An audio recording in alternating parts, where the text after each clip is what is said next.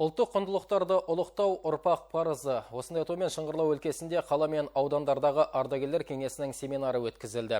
Аға буын шұрайлы мекендегі әлеуметтік және мәдени нысандарға экскурсия жасап, халықтың рухани байлығын насихаттау мәселесін талқылады. Семинарға Орал қаласы, Бөрлі, Қаратөбе, Сырым, Теректі, Бәйтерек және Шыңғырлау аудандарындағы ардагерлер кеңесінің төрағалары қатысты. Еңбек ардагерлері ең алдымен шұрайлы мекендегі саябақ пен тарихи өлкетану музейін аралады. Аймақтағы мұражайларда архив 2025 бағдарламасы бойынша кешенді жұмыстары басталған. Өлкетану саласын өркендету ұлт тарихын түгендеуге кең жол ашады дейді аға буын өкілдері. Игі жұмыстарымыз болашаққа бағдар рухани жаңғыру және ұлы даланың жеті қыры мақаласына арналып отыр. Көптеген ардагерлер кеңесінің төрағалары,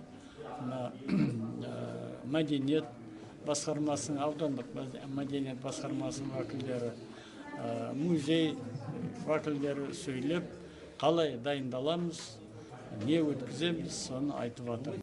Семинар барысында облыстық ардагерлер кеңесінің төрағасы Мырзағали Мұхамбетов ұлттық құндылықтарды ұлықтау шаралары жұмыс жоспарының негізі болуы тиістігін атап өтті. Әсіресе ескіріп бара жатырған салт-дәстүрлерді қайта жаңғырту маңызды. Жиында сондай-ақ жастарды өңірдегі киелі нысандар және тарихи өлкетану музейлерімен тереңірек таныстыру мәселесі көтерілді. Кеңес мүшелері осы арқылы кейінгі ұрпақты елжандылыққа тәрбиелеуге болатынын айтады.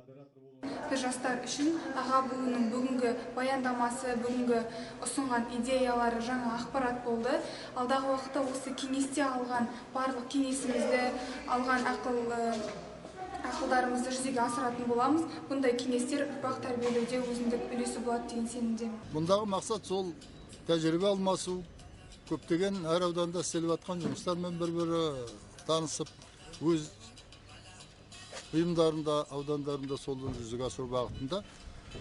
Жалпы аймақтық осы семинар жақсы ұйымдастырылды.